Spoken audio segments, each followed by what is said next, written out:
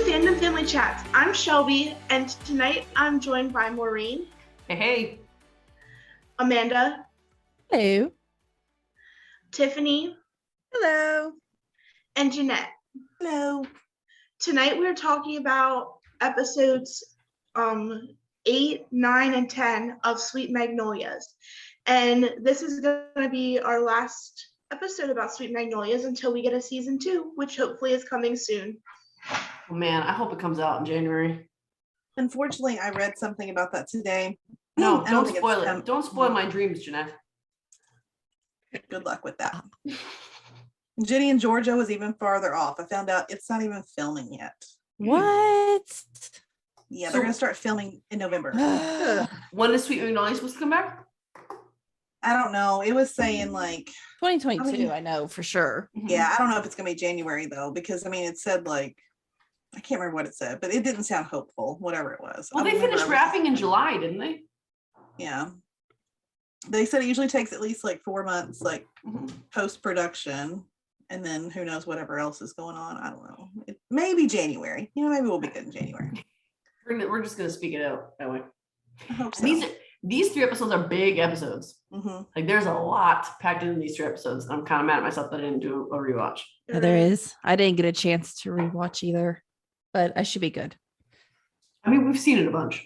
I was extremely busy today. So to start off, it's Bill fighting with Maddie about Ty's car and taking stuff from the garage. Oh yeah. And then fighting with Noreen as well. That was I didn't appreciate that. Yeah.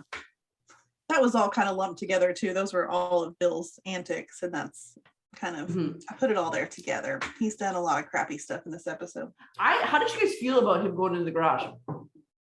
I was really upset. I mean, yeah, I didn't like that. I didn't see a problem with it. I don't necessarily have a problem with him wanting to use it for the new baby. I don't necessarily have a problem with that. I have a problem with the fact that he went into Maddie's house. It's not his house. Without speaking to her. And you were going to take her children's things. Yeah. Without even asking her permission. As moms, sometimes we keep random stuff that we are not going to use just because we want to keep it. And I don't want just the fact of who it's for. Yeah, I don't want the your woman that exactly. Yeah. No. And it's the permission thing. Like it isn't your house anymore. Yeah. You shouldn't. And I like that she said, I see you still have a spare garage key. I'll take that. Because he shouldn't have any key. He shouldn't have any access into that building unless he's specifically allowed in by someone who currently lives there. Yep. And to just take this stuff is not, is he going to go into the rest of the house to just start taking stuff with this baby? Like, no, it's not okay. It's not okay. Maddie even might have said yes if he had asked first, but I think the fact that he is just there whenever he feels like it, going through whatever he feels like, and taking whatever he feels like, I think is the big problem. Yeah, absolutely.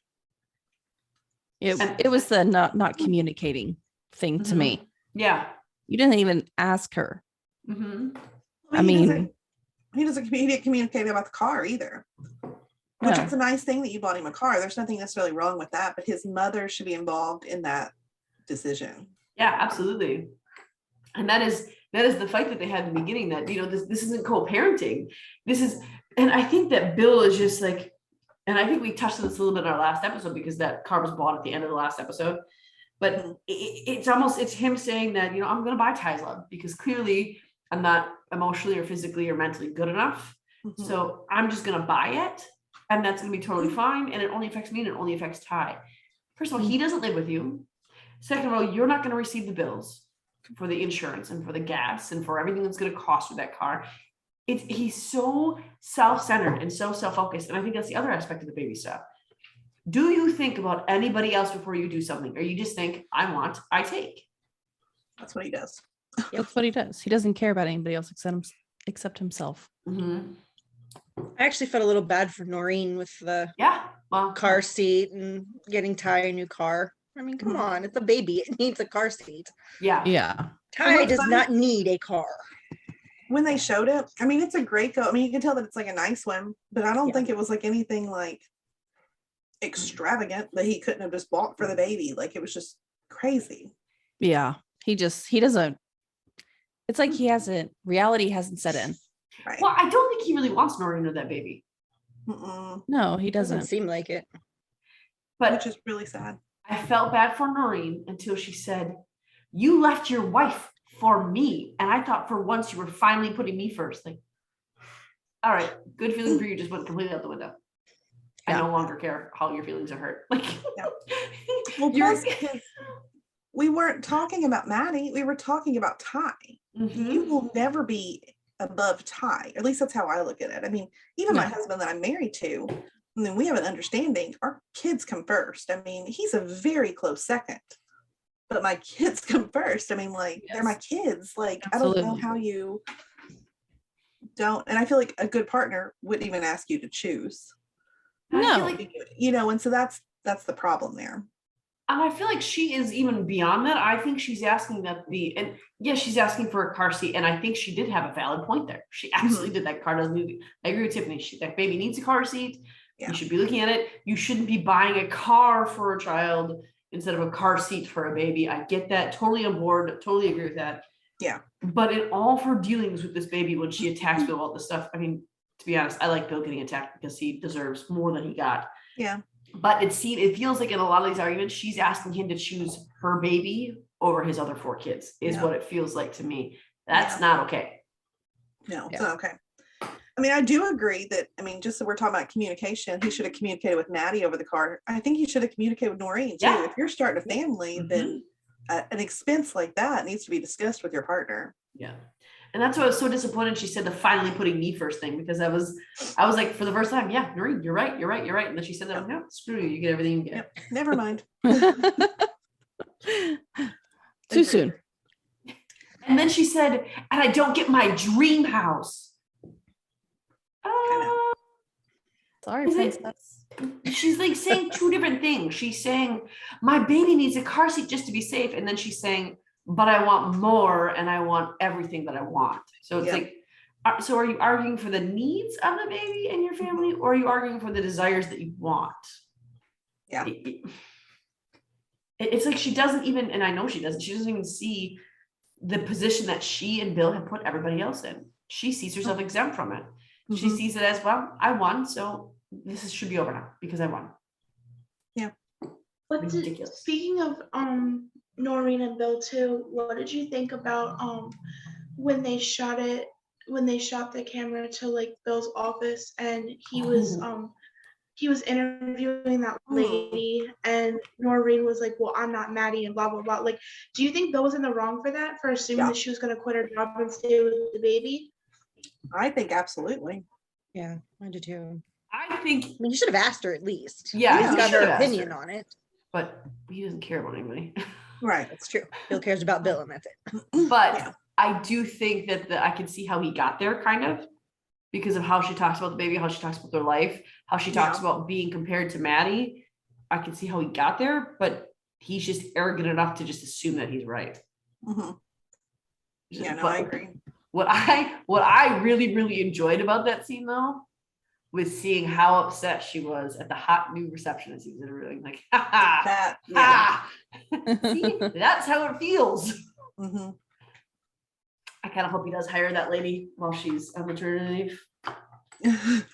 Right. Oh yeah. You think she's going to take him back in the next season? I think she will. I think Maddie's going to reject him fully after a slip. I hope so. And then I think that he's going to, because Bill can't be alone.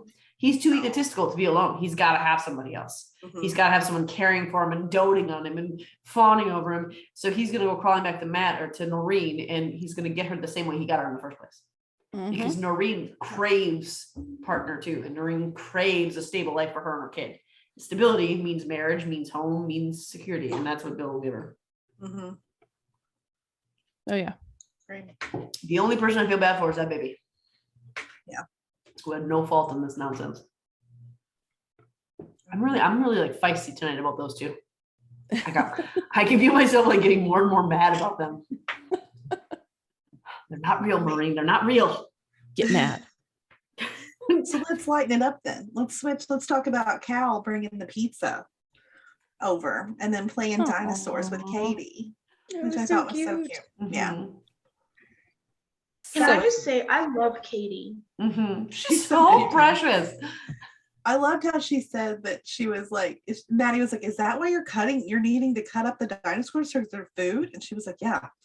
And that reminded me of my little one a lot. Like, just, yeah, like just totally, their food. I thought that was cute. I did think though, and this is a criticism, and I don't want this to be like a criticizing thing all the time. But when she came in the room and she's like, what are you doing? And he says, obviously a swimming dinosaur, which is fine. But then when he goes on to, oh, have mercy, Kate, the way that scene is, that dialogue right there was so awkward and so weird that it just, I hyper focused on that. It was. I agree. It didn't flow very well. Mm-hmm. I didn't want to hyper focus on it, but I couldn't not focus on it. I think, I agree. Because I thought the same thing. But I don't know.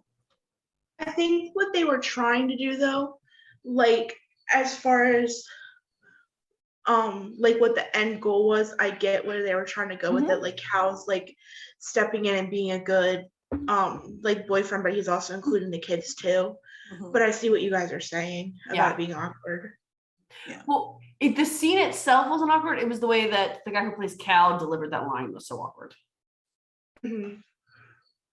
Because he wasn't. No, I didn't get to that scene fully all the way through, or maybe I did. I just didn't notice it. But Cal or Ty was at that dinner, right? Ty and Kyle were both there. Not at that one. That's in a different episode. Okay, so that was just Katie and him.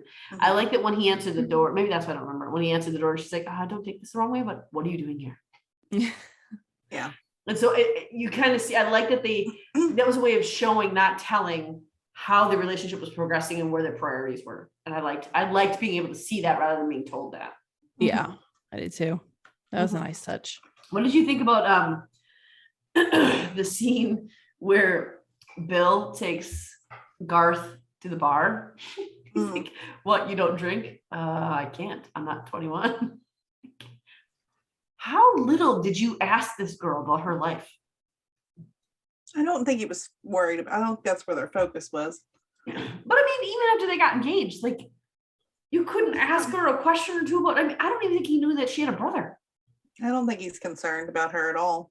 That's so he's crazy. Really concerned about himself. Yeah, it's weird. The thing that got me about that scene, not so much what you're saying, but like, if her brother's 21, I mean, there might have been an age difference between them, maybe, but like, how old is she supposed to be?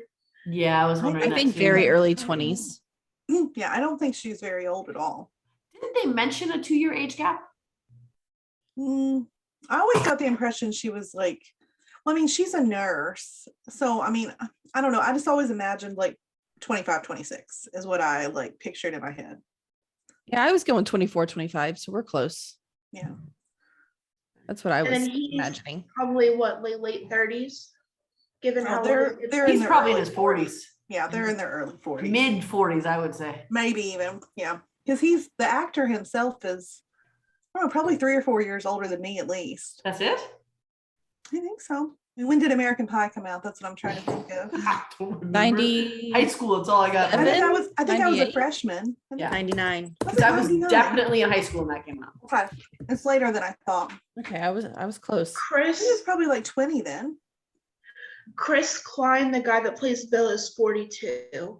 Yeah, that's what I thought. You know what I've noticed this time around watching though?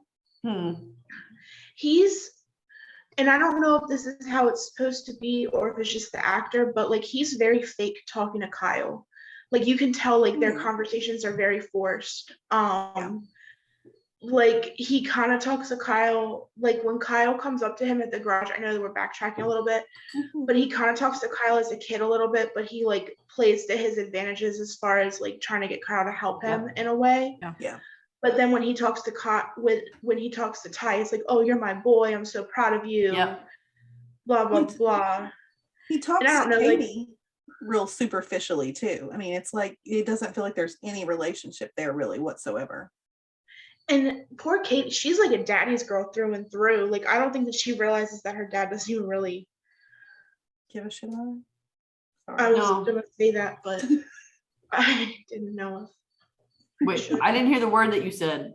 I said he didn't give a shit about her. You know it's true. Well, I think he kind of does, but I think because he's so inherently selfish, he doesn't know how to show any of that because he's so used to looking out for self. And for Katie, I think it's right now the relationship is about how do I get to stay her hero? Yeah. So he does all the fun things with her. Katie did, come get an ice cream. You get an ice cream anytime you want. Let's go do all these fun things. And it's just about being her hero. It's not about having an actual relationship with her. With Ty, it's about Ty coming to him to seek advice and life information and how he should go about things. He wants to be his God almost. And with Kyle, And Ty can go ahead, Shelby. Ty can see through the BS too. And Yeah. I think that has a lot to do with how he treats him too, because he knows that Ty can see like what actually happened with Noreen. Like I think that he's still trying to hide that a little bit from Kyle, maybe Kyle, but definitely Katie. Yeah. Like trying to keep them in denial a little bit more, whereas Ty knows what's going on. Yeah. And I think that scene with the car when he's talking to Kyle and he's like, Dad's just trying to get one up on Mom. Otherwise, why would he come in front of the whole town? But then Kyle calls him out on it. It's like, yeah, but you can't deny you love it. I mean, Ty knows what he's doing, but Ty's still a teenage boy.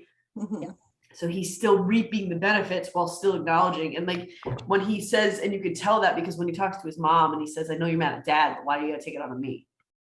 I'm paraphrasing that, but he immediately regretted those words. Yeah. And it was immediate regret. Yeah, because he apologized afterwards. Yeah. And he immediately got up and left the room right after he apologized. But I mean, man, Maddie's got a good mad face too. They all have, Helen and Dana Sue and Maddie all have really good angry face. Like really good. That's what I was gonna say. I mean, he quickly apologized because Maddie put that mom face on real fast. I think part of it is too, there's more respect for Maddie than there is for Bill. Absolutely. Oh, definitely. Oh yeah. Especially since, I mean, you look at where we left off in the last episode with him crying at the table and her just being there. I mean, Ty has so much respect for his mom and knows what she's doing. And I do think it was partly because of the face, but I think it was also partly because he just realized what he said to his mother, who he loves more than anything else. Yeah.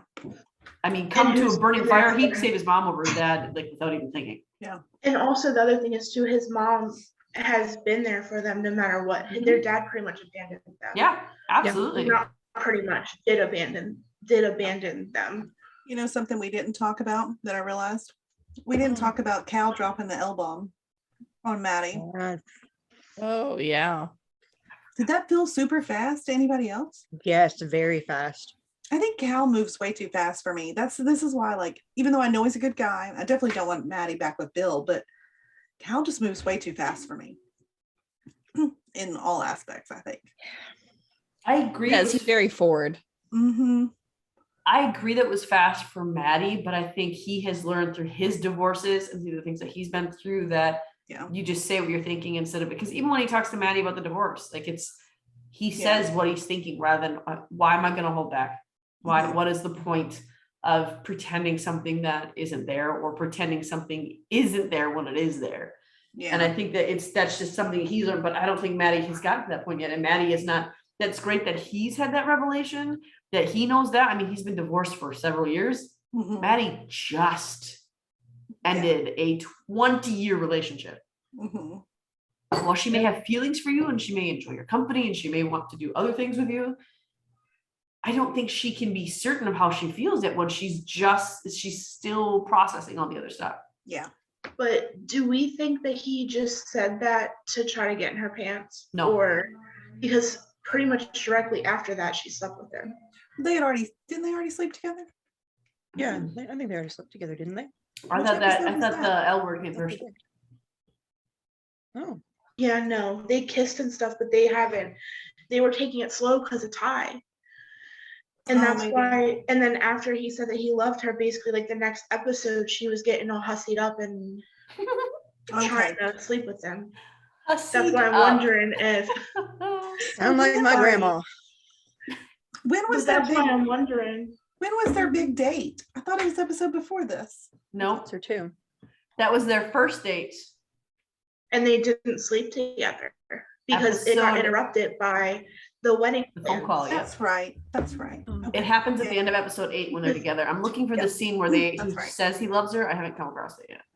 I don't think he did it for that reason. I just think he moves real fast. Because I don't know, there's things in the future episodes that I like. I've got notes here about that I just think he's inserting. I think he's inserting himself too quickly into wanting to be a part of the family too. You think so? I like that. Mm-hmm. I don't. To me, I guess it's a little bit weird too. Well, he almost seems, and I mean, we'll talk about it more later. He almost seems really jealous of like Bill, and it's like you're gonna have to chill out though, because regardless, that's still the kid's dad. Like he's not going anywhere. I'll feel the same way as we do for Noreen. Like, Cal's not going to be their dad. Yeah. So I'm going to have the same feelings either way. Even though I don't feel like Cal's trying to be the dad, like Noreen's trying to be a mom, I don't consider them acting the same. But I think there's similarities in some points. Oh, I disagree with that completely. I think there's similarities. It's in the episode. It's in the next episode when he's having dinner at their house, and it's sweet in one aspect, but and maybe it's because there's only 10 episodes that it just moves faster than like a normal. You know what I mean? Like maybe we're just not seeing the behind the scenes. So like for the viewer, I feel like it's moving fast, but maybe it's not. Maybe there's lots of things going on behind the scenes. Yeah, I think he's making an effort to connect with her kids, which I like, but he's making just a little bit too much of an effort. I think it's too much of an effort. Yeah, he says "I love you" after they In sleep my opinion. together. Yeah, I thought he did. It happened. I thought he said it before, but they sleep together at the end of episode 8, and then episode 9 when he has dinner over there is when he says it, isn't it? Oh, maybe I got confused because it's in their kitchen. It's in her kitchen when he says it, isn't it? Okay, that's what it is. I got confused on when it happens. I mean, I could be wrong if that's because I didn't watch them today. I'm currently watching, but I No, know you're probably. I think you're right because he like I don't know. I knew it was in the kitchen, but I was thinking it was the night he came over with the pizza. But it must be the next time. Then. Yeah, because I think he said it right before all the kids got home, or right before they sat down or whatever. I think part of it might be too, like Noreen is like the other woman. She's the mistress. Cal and Maddie kind of went about this the right way. But at the same time, Cal and Ty have the whole baseball thing together. I think he's desperately trying to connect with Katie and Kyle as well, because he's already connected with Ty. Yes, there has been some aspects where I think he overstepped, like as far as talking to Ty which we talked about in the previous podcast. So I won't want to go into that too much, but at the same time, I think that in his head, he thinks, this woman's been through so much. Her husband totally abandoned her and her kids. The weight of her heart is her kids, basically. So he's trying to get in good with them. Yeah. Maybe to try to move things quicker with Maddie. And I mean, maybe he does just know what he wants. I mean, they are older and maybe he knows what he wants going into it or whatever, but an aspect of it may be that, he's already connected with Ty through baseball. So he's just trying to find a common ground with the other two. Which I think is sweet. I just wish they were taking it a little slower. I agree with you. So the next big thing is the play. Yes. Bill is a jerk once again because he's on call. Do we think he would be on call if Ty had a baseball game? Probably not. No way. Has he ever left one of Ty's baseball games unless he was scheduled to not be there in the first place? Right. Which is really sad. With my car. What did you say? What? I said I wanted to hit him with my car. Oh, that made me so mad. I remember when I watched it the first time, I was in shock. And now this time that I'm watching it, I just got really, really mad. When they were at the thing and first of all, he was criticizing Noreen for sending a rose, which is something that you do in plays. You do. Mm-hmm. Then, so he was being a jerk then.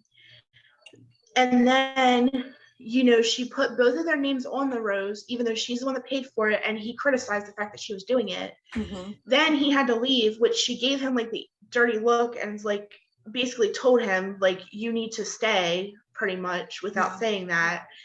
Then she had to get a whole nother card and just put her name on it. And then she's already the outsider of the town at a place that she's probably not necessarily really welcome to, except for by Kyle. Yeah. And he's not even there when he's the one that should technically be there, and she probably shouldn't be. Yeah. Everyone's ignoring her. She's on the outskirts, just like standing alone, which we see clips of. The whole thing just didn't sit right with me. Like the first time I watched it, I remember I was in shock and didn't really comprehend it that well, but this time I was like so mad that I just wanted to like break my thumb when I was watching it. You want to break your own thumb? Yes. An interesting tactic. I like when you said you were going to hit him with your car. We like you, Shelby. We just want him to be taken out of the kneecaps. You can Tanya Harding him. Oh gosh. Does Shelby get that reference? I just realized that was too old of a reference for Shelby. Doesn't. So I want to talk more about that play. That was when I can kind of hide how much I can't stand Noreen when she's nice to Kyle. Yeah. Because that scene right there, she had it exactly right.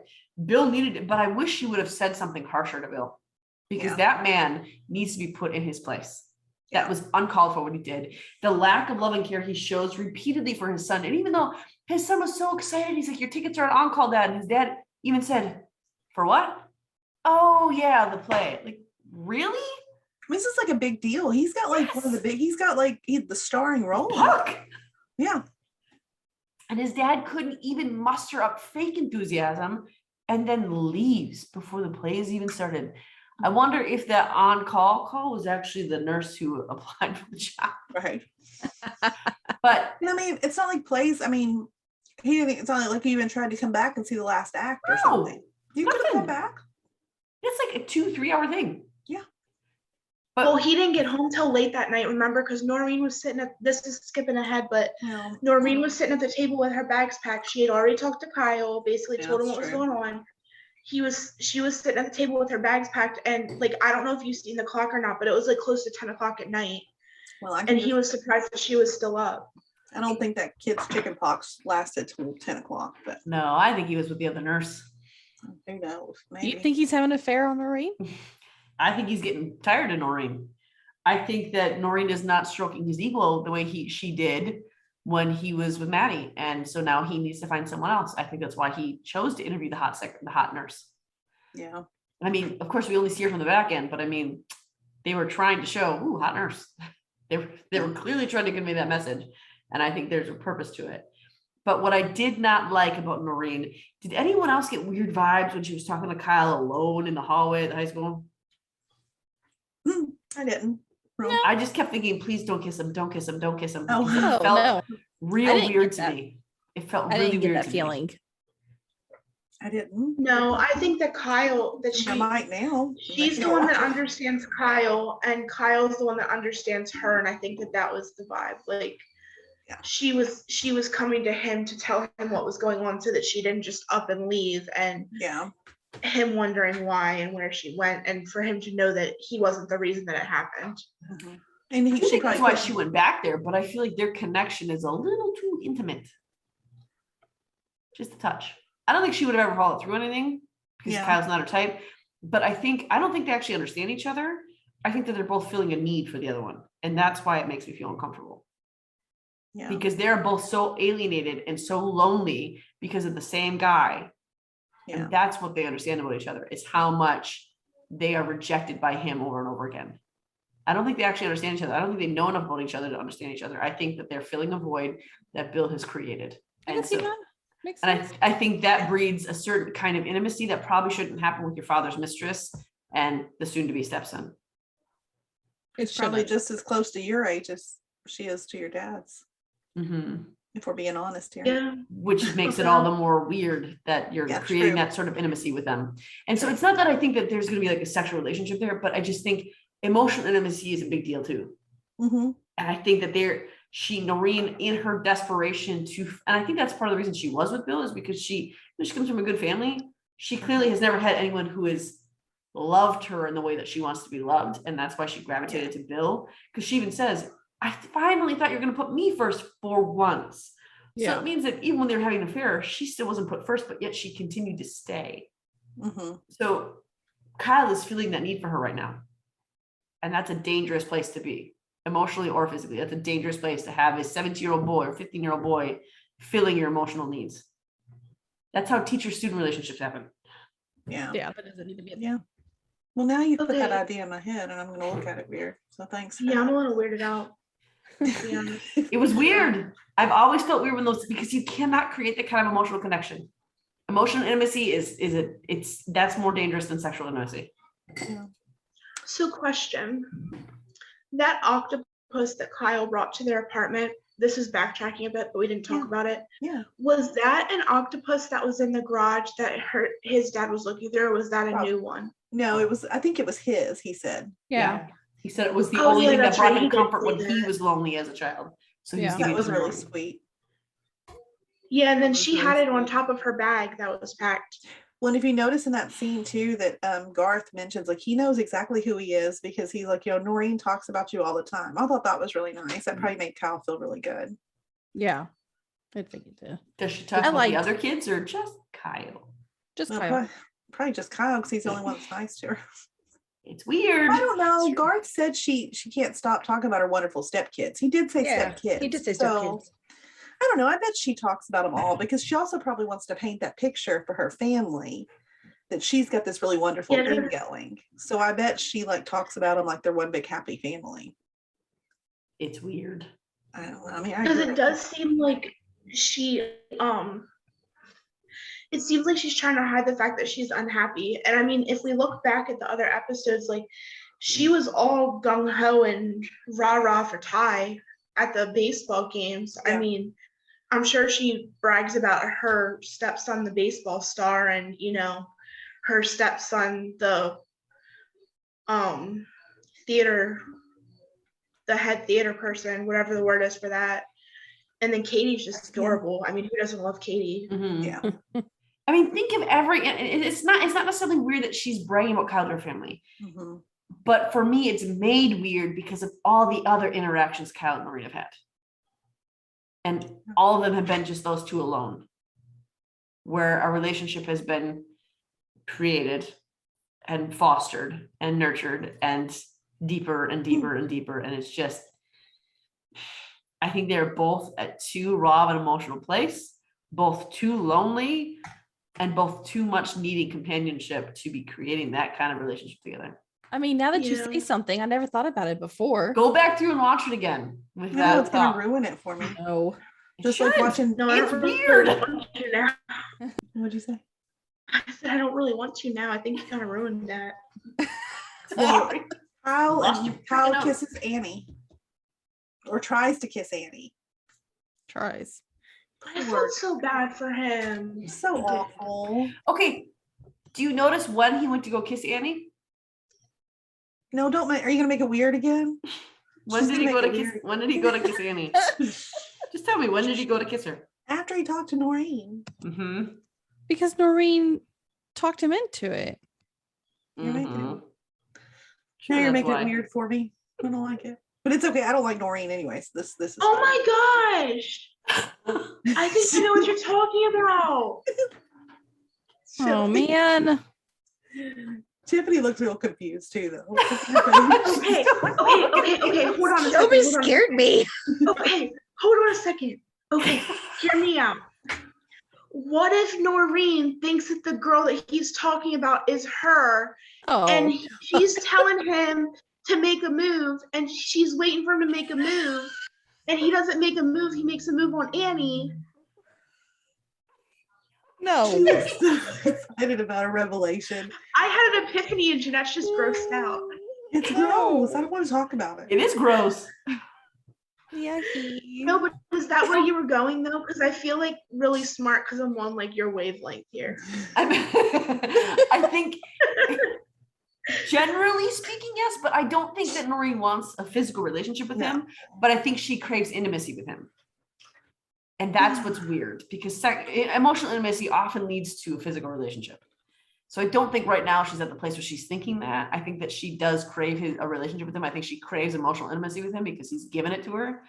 But I think for Kyle, I think that he feels more even more than Andy. It almost him and Andy. It almost feels like Kyle forces himself to stay in love with her. Is what it feels like to me. The whole series, it feels like Kyle is forcing himself to be in love with Annie and trying to convince himself, no, I love her. No, she's the one for me. She is the one for me. She has to be, almost is what it feels like. And then when Noreen gives him this emotional intimacy and he feels connected, but he knows that she's leaving and then she leaves, he's got to fill a void somehow. And so he goes to try to kiss Annie. I think it's because Noreen is actually the one that Kyle would rather, but without realizing it, because it is gross. And I don't think any boy wants to think about, I want to make out with my dad's fiance. No. It's Brody. I'm gonna say I don't agree because I don't want to think about it. Disagree. I would like to disagree with this. There you go. Do you want to disagree because you don't like the idea, or do you want to disagree because it makes sense and you don't like it? I don't like it for sure. I really do not like it. Does it make sense? To me, it doesn't. I'm gonna create a bunch of clips together with just those two in it, and I'm gonna share them with you. Oh no! Don't do it. Just don't do ruin it. I need you to understand where I'm coming from here, viewers. Okay, listen. If you think the way I think, that their emotional intimacy was too emotional, too connected, and too intimate, reach out to us. If you think I'm insane and I'm just making things really gross and weird, let us know. Reach out to us so we can tell Maureen that she's wrong because she doesn't like to be wrong. It doesn't happen. That's why I don't like it, because if it's someone that's wrong, they're usually not correct. So in our podcast description on our page, or even on our Facebook groups or Twitter or whatever, comment on there if you think I'm right about this or not. And I almost said, if you're right, I'll send you a special prize.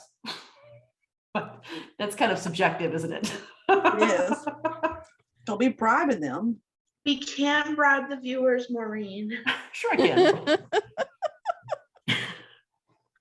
Anyways, I think even if there's not like a physical relationship, or even if he doesn't want to kiss, you guys have to admit that emotional intimacy is not something you would like to see in your son and your ex-husband's fiance. That I can agree with. And why wouldn't you like to see that? Oh, I mean, I don't know. You don't? I would not want to see that. Why?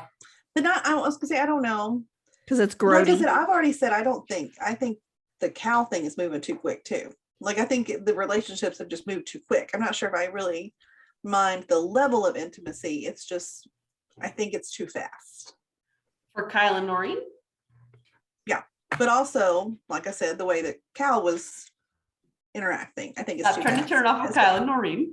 No, I'm just saying it goes both ways. See, I would be uncomfortable with it because that's the kind of emotional intimacy I would expect between my son and his girlfriend. That's why I would not be okay with it. They better not. Like, don't go there. I don't think they're going to go there, but I think that they are showing you what emotionally damaged and emotionally desperate people need and will seek. So the other big thing that happens is Eric tries to teach Dana Sue about mindfulness. Mm-hmm. And I love when she comes in there and he says, how does he word it? He says something like, has your doctor ever talked about mindfulness? And she says, I'm not really the meditating type, but I'm pretty shocked that I had to point that out to you. Yeah. I thought that was funny. You're here, Dana Sue. Because you have zero chill in your entire body. Zero. But I like that this one simple thing, not only does it create a deeper friendship between Eric and Dana Sue, but look at the things she ends up talking about. Mm-hmm. Those things in those moments where she's still and she's quiet are the moments when she brings up things that she hasn't dealt with or talked about in a long time. Mm-hmm. I mean, it took us until episode 8 until we heard anything about her dad. Mm-hmm. First mention I heard of him. Yeah. And it's because that's the first time you see her be still and quiet. I agree. Yeah, she never is. She doesn't stop for anything. And I like that Eric can understand that and pick that up in her. Eric is, I really, really like Eric's intuitive nature. I really, really appreciate it. And I like what it brings to the show. I like Eric a lot. I hear too. I think he's a good mentor to Isaac. And I think that he's a good friend to Dana Sue. And even to Helen too. Mm-hmm. I mean, Helen doesn't really open up to many people, but I like Eric and Helen's relationship. I do too. Agreed. Mm-hmm. And okay, So this is skipping ahead a little bit, but I completely forgot about the garden guy that Dana Sue has a little thing with. He is who I want her to be with so bad. Well, yeah, he's okay too. Ronnie is a piece of crap. Ronnie is my kind of guy. I'm aware of that. That's why I'm pointing out that He's so pretty. He's so Cute. So is Jeremy. That's his name, right? I would lean towards, because I think Micah is an option too. No. Jeremy just physically is not my type. How? It's not my type. That long hair. I'm not into long hair at all. Taylor Kitsch is your preferred TV boyfriend. I mean, Tim Riggins. No, Tim Riggins is the exception to any rule that you want to throw out there. An exception. The only other thing that happened in this episode was just like leading up to talking about the co-op, like Helen called Ryan to see if he could help her out. How sad is that relationship though? I go back and forth. I mean, because Eric is, in my opinion, is obviously the better guy for Helen. Mm-hmm. But the love that she feels for Ryan, it makes me kind of want them to find a way. I don't know, because I don't think he's a bad guy. No, I just think they just have different goals, and so I wish they could find a way to work that out. And I think that the things that they want are so different that they can't even find a compromise because they're so polar opposite. There is no compromising there. I know. Like, I like Eric. I think he's a decent guy, but even in his interactions with her, like with the co-op and stuff, it feels almost more like another one of his projects. Yeah.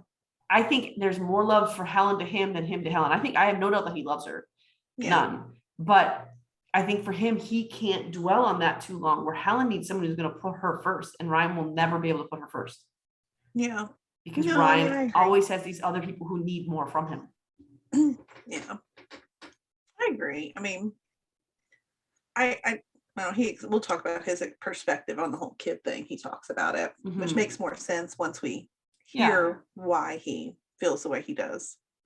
But I mean, just the fact that she has to FaceTime him all the time. It's sad. She doesn't, even when she's with someone, she doesn't have someone. I know. And that makes me sad. I know. Because Helen deserves one. And Eric is, the other thing about Eric too is, he's good with Annie. He's good with Izzy. He's good with all three of the mains. But he's also good with Kyle. And he's good, like everyone respects and loves Eric. He's good with all of their kids. He already fits in like he's a member of their family. Yeah. Because that's his natural bent. No, I agree. Ryan, do you see Ryan talk to the kids? No. I do like Ryan though. I'm not saying, I won't say anything bad about his character because I like his character. I just think that he is a better friend and business partner than. Yeah. Because Helen's looking for a husband and a father, but he does come back to town. So I mean, and that's the thing. He's his big thing with Helen, and the reason she keeps getting reeled in is all these big gestures.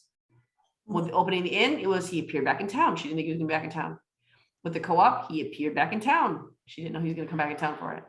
Yeah. So it's like she can't break free of the image that every time she needs a knight, here he comes on a horse. And I think that's more what it has to do with than anything else. Yeah. All right. So episode 9, big things happen in episode 9 too. Oh wait, no, the end of episode 8 is a very big thing that I'm surprised you didn't put on your list. What is it? Cal and Maddie have at the end of episode 8. Well, I think when I put up there about their date night, that was just included, but I didn't go into something else to say about Helen. You know how I have something else to say about Helen. Okay. You know how she she usually pretty much like holds everything in, and she's pretty much like she pretty much has everything in check. I loved that. I mean, I didn't love that they broke up, but when they broke up, I really liked that she like showed her true emotions with that. She didn't just like hold it in. Like she called her girls and she was like, listen, like I need you guys, and like she wasn't afraid to say that either. Yeah, I agree with that. So let's it was 7 a.m. Let's talk more about that because that happens in episode 9, right? The breakup. Yeah. And it's because, what I do appreciate about Ryan is that although I don't think they're right for each other, I think that this breakup was inevitable. He doesn't give up without a fight. That's one of my favorite things about Ryan is he fights for things that he wants. And that's like excellent quality to have. It just wasn't going to work here. And when they sat down and had that conversation in her living room, that emotionally charged, really hard to watch and read conversation in the living room, it was what a good insight into those two characters. And what a really good way to show sides of characters that we would have otherwise not been able to see. Like, I don't think we would have seen that side of Helen had it not been in that situation. Right. Though she tells Dana Sue and Maddie everything, she wasn't telling them this. And so it was nice to be able to see that side of her, that side of her that desperately needed and wanted something. And then we were talking about like when they come over to pour it out at 7 a.m. I remember like what Helen, I don't know, I wrote down her little quote when she was walking away. She said, "I'm looking to get drunk and pregnant." And I thought that was really funny, just the way she put it. And the looks on their face was just like, okay, like calm down there. Well, I just thought it was funny. To kind of, now I do want to go back to the Cal thing, because that happens in this episode, right? When he goes to their house, when I think this is where he starts to get, I wouldn't call it jealous, but I think where it gets weird, because it's weird for me too to watch with Cal with Maddie and Bill in this episode, because Cal goes missing. And their equal fear of parents of this child. I mean, there's a bonding that happens there. There's a callback to why they originally fell in love, and there's a callback to when things were good. And I think that's why Kyle upped the ante, or why Cal upped the ante, because he could sense that. Because that was really hard for me to watch with Cal and Maddie, or oh my gosh, with Bill and Maddie. Yeah. When they're out looking for Ty, or Kyle, what is going on? When they were out looking for Kyle. You know, I wished he had been more secure, though. I mean, I understand the jealousy. It's probably a real emotion, but I think I would have rather seen him be more secure in it, because, I mean, like you said, I mean, their kid's missing. Of course, there's like a little bit of a bond showing up there, and like some, I don't know. I think he reacted weird to it.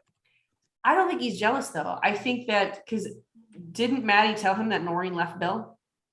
Not yet. Oh, I thought she did in the phone call when they were on the street. She does, but even before that, he's jealous. When he calls her while they're at the mock trial, and he's like, "Do you need me to come help you?" And she's like, "No, Bill's here." The look on his face is pure jealousy. Like, oh, it is. So you're with Bill. Okay. Which I'm like, who did you think? I mean, obviously Bill's looking for his kid too. Yeah. That it just doesn't make any sense to me. In my opinion, go ahead. Nope. In my opinion, Bill should have been there. Cal shouldn't have been. Cal should have been at the mock trial, because he was the one that was supposed to be in charge of the mock trial, and he's the one that got Helen to help. He's the teacher in that situation. He should have been there, and Bill and Maddie should have been looking for their kid, regardless of the situation, regardless of the relationship. I was about to say situationship. Regardless of the relationship, like, Cal was where he was supposed to be, and Bill and Maddie were where they were supposed to be. Yeah, absolutely. I agree with that completely. Yeah. I took that to mean, and I do wish I didn't like that he reacted that way. I wish it would have been better. I didn't take it to mean jealousy. I took it to mean almost like, okay, so you don't need me as much anymore. I don't think it was like, oh, so you're with Bill. I think it was more of a like, so I'm not needed as much anymore. And he should have been better, because I mean, they haven't been dating that long. Because I feel like that's a similar to like Noreen, as far as like, oh, you don't need me, like you've got Bill. Yeah, that's his dad. I mean, yeah, I feel like it's a similar reaction that Noreen would have had to that situation. And I don't like it. I don't like that you just pointed that out. Because I'm right on that one. Just saying. It's like, I'm right on the Kyle and Noreen thing. Do we think that Kyle was depressed about the kiss with Annie going south, or was he depressed about Noreen leaving, or was it both? The kiss. Because because Maddie, when they're talking at the church, brings up the Noreen thing, because that's what she thinks it's about. And the look on his face is like, oh yeah, that's what it is. That's not what it is. It's about Annie. I don't even think it had anything to do with Noreen at all. I don't either. I think it was mainly about Annie. That's my feelings, at least. I think it was just Annie. I disagree. I know. I do think it was both of them, though. I think that the main reason Kyle ran is because he was so mortified that Annie rejected him. And I think for him, it was My dad's rejected me. Noreen is leaving me. And now Annie has just rejected me. Yeah. I think it was all of them. I don't think it was because I'm in love with Noreen. I think it was all of them. I think he was just horribly depressed, feeling like no one cared about him and who would even know if I'm missing anyway. It was almost like a plea to someone, please care that I'm gone. Yeah. I Yeah. can see that. I don't get how he doesn't see that Annie has feelings for Ty. He's don't oblivious. either. He's a guy and he doesn't, he's just oblivious. Same reason But he they're doesn't notice not. that Nellie likes him. I mean, he just doesn't, it's right over his head. I hate to say this because I love Kyle's character and I love Logan Allen.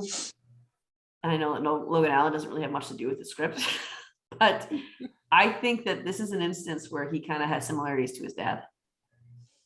Kyle may be a teenage boy, but Kyle is very self-focused. What does he talk to Annie about? He only talks about himself. He only talks about his play. He doesn't ever ask her about what she's doing, her things, what she's interested in. Yeah. He's in love with her basically because of her face, basically because they've grown up together. I honestly think that where Kyle gives affection to someone is the people he's comfortable with. Yeah. And I don't think it goes any deeper than that. I think that he wants it to, but I think he doesn't want to work very hard. But I think he's got a lot of Bill in there and that he's very and I know he's a teenager. I know he's a kid and most kids are, but I don't know. I feel like even Ty asks more about other people. I feel like Katie cares more about other people, but Ty is because he's desperate to be seen though. Yeah. Well, he's a drama kid and I don't want to offend any drama kids listening, but I think that plays into he's very emotional, probably more emotional. Like what they joked about even when he was a kid, because she made, what was it, the Superman costume or the Superman something when he liked Batman more and he hid in the attic. I think he's just a very dramatic child. Mm-hmm. Oh yeah. And so he just reacts a whole lot stronger than someone normally would. I agree, he acts stronger, but I also think that he's I think that with Annie that he doesn't really care enough to know about what Annie's into, what she's doing, that kind of thing. Yeah. He doesn't ever once ask her about it. I agree. He's focused too much on how to impress her. Mm-hmm. He's just way too focused on how to impress her. He's not actually thinking about what she'll like. He's just, I'm going to be put on the best little act that I can, which doesn't work. Yeah. I think that I don't know that he's trying to impress her as much as he's trying to get everyone to give him pats on the back, everyone to say how good he is, everyone to say how talented he is, everyone to say, hey, we see you, because that's all he really wants, is to be seen by anyone. But I think that'll change next season. I think that with him running away, I think it'll change. I think it'll alter a little bit how he reacts to things. I hope it does. I hope we see a little bit of a change. Yeah, because he just, in this episode, I know he ran away. I know he was sad. But oh man, was he unlikable in this episode? No, I mean, I agree. I mean, I felt sorry for him, but I also was like, come on. Like, yeah. Yeah. I mean, it was a little bit of both. I mean, she didn't want to kiss you. Big deal. You know. Of course, to a 14-year-old, 15-year-old, it's probably a bigger deal than it is. And it's someone that he can't escape. I mean, Mm-hmm. it's, someone who's at his house every week when they're pouring it out. So, I mean, I can understand where that would be pretty dramatic at like 15. I'd want to curl up in a corner and die too, I think, at that age. I mean, it's just definitely. I mean, how could you not? I mean, right. I mean, even as anyone, I mean, being rejected and then having to face them over and over again, I think would be really hard. Yeah. I think that it would have been a different scenario or a different outcome if it was someone that he could like basically run away from, like Noreen, not really have to be around. Or just like some Joe Smo at school that he doesn't really have to be around. But Annie's almost like his sister in a way. Yeah. They're together all the time. And I mean, I get having a crush on someone that you're with all the time. I've been in that situation. But you don't make a move on it unless you absolutely positively know that.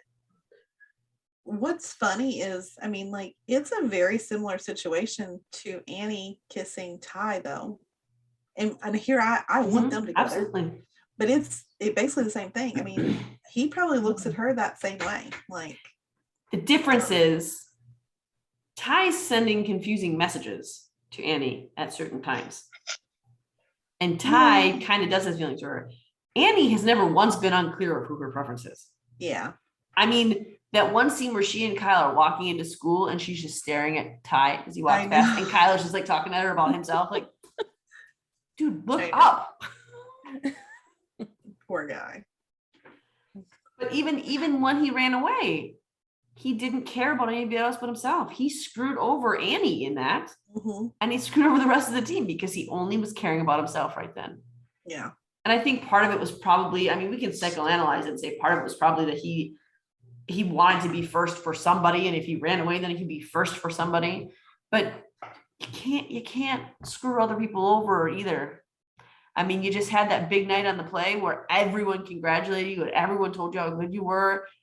And because you got one rejection out of there, then you're going to screw over a whole group of people. Like, it just, you got to think about other people more than yourself sometimes. It's a hard lesson. And I think he learned it. And I think maybe that was the purpose of it. I think he did learn it a little bit there.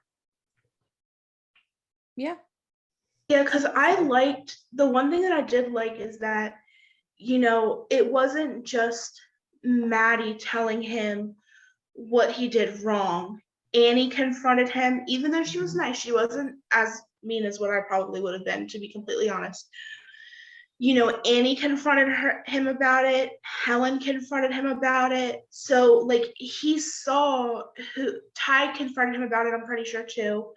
He saw who else was screwed over based on his actions. Yeah. It wasn't just Maddie talking at him. Like, he actually got to see, like, how it affected other people, too.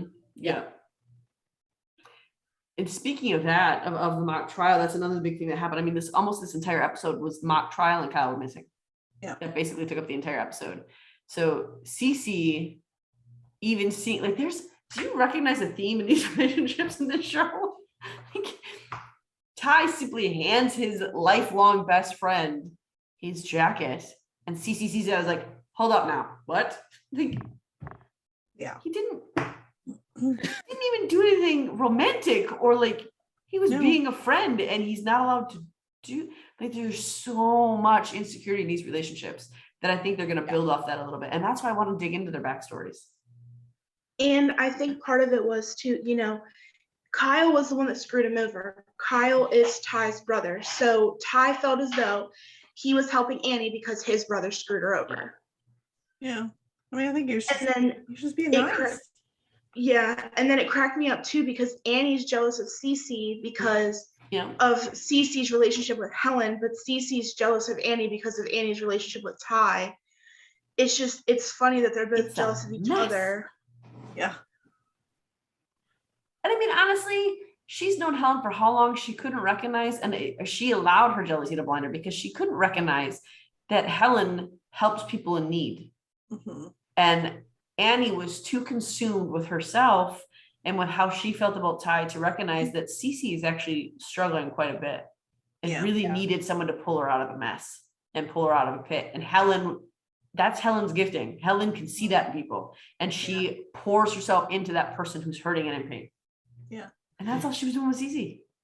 You know, I kind of like that about this show, that like these teenagers, they're really realistic. Yeah. In that they're self-absorbed and they're insecure. And I mean, I kind of like that they show that side of it. They don't act older than they should be in this show. They act like normal kids. Yeah, they do. It is kind of a nice refresher. Yeah, I agree.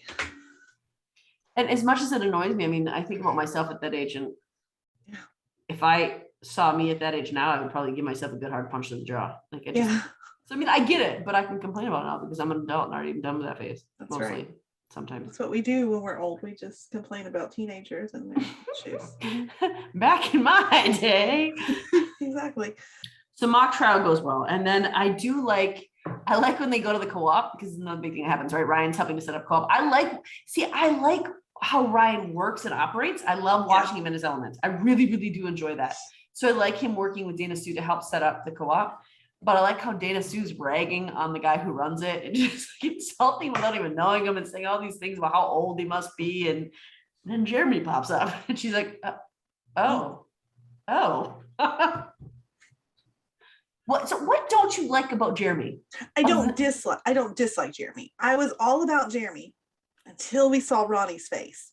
And I realized, and see, the part of the thing is with Ronnie, I'm already in love with him. What other show is he Fosters? Yeah. Fosters. So it's, I've already had premeditated love that I'm already into, like, whatever. That I'm already into. But what I do love about Jeremy is the flirting was really like adorable. Mm-hmm. Like, what was it about the strawberries? And she was like, I'm gonna have to get my lips around one of those like strawberries. And he was like, what a weird thing to say. I was like, this show is really wholesome. And the way you just worded that was not very wholesome. And the way, it wasn't just the way she worded it or he worded it, it was the tone of their voice when they said that. It was like, you can taste anything you like, is what he said. Okay. Is this the episode where they kiss? Or is that the next episode? It might be at the end of this episode, yeah. Yeah. We need to talk about the dinner or when Kyle shows up at their house after it happens. After they find Kyle. Because there's something important that happens there when he goes up to her. So they find Kyle, he's back home. And Kyle shows up and he just shows up. And he says, is it weird that I'm here? And she says, weirdly, no, it's not. So I think that's the other reason why he got brave enough to say, I love you in episode 10. Because she's telling him basically, I do want you here. I do want this. And I think Cal is just trying to say that I want you to know that this is your option. Bill is not your only option, that I'm here too. And this is, I'm ready to commit. I'm ready to jump in. I'm ready to dive in. I'm ready to do this life with you. Yeah. I don't know. I don't need him like marking his territory though too. I'm sure he is doing a little bit of that. I mean, Bill had 20 years with Maddie. Yeah. And I don't know if it's just the actor, and sorry that I have a bias against him from Grey's Anatomy. I'm not really sure, but I don't know. He says stuff in a way that rubs me the wrong way a lot of times. I don't like how he says stuff. It seems jealous and possessive. So I don't know. It does. That's how I feel. But I don't get jealous and possessive of him. I get sure, and I get this is like brutal honesty is what I get from him. Yeah. I feel that more than anything else. Something else that happened in this episode that's not super relevant, I don't think, but it stood out to me, and so I was curious if it stood out to you all. It's when Maddie like has to ask Trotter to cover the desk or whatever. I guess it's when she finds out Kyle is missing or whatever. And Trotter just has this look on his face. It's almost like a sadness. And she says, because I wrote it down, she says, what would I do without you? And he's looking all sad and he says, I don't plan on letting you find out. Yeah. Was it weird to anybody else? Yes. Like there's more. You'll have to go back and watch it. It's like there's more to him. He does that a few different times. He just says things in a way that's like, I don't know. I hope we're going to get a backstory, because if we don't, it's just awkward. Yeah. Yeah. I really want to know his backstory. I'm very curious about that. I'm like, why would you look sad and say, I don't plan on letting you find out? It just seems weird. It does.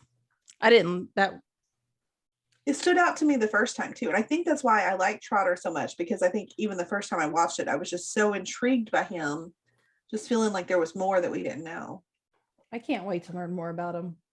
I do feel like they're building up to that. Yeah. Because it wasn't until episode 7 when they introduced his husband. Mm-hmm. It wasn't until episode 8 when they introduced that part. I'm watching Cal and Maddie right now. What part are you on? When he shows up to their house and she actually asked him if he wants to stay. And he says, no, it should be just you and the family.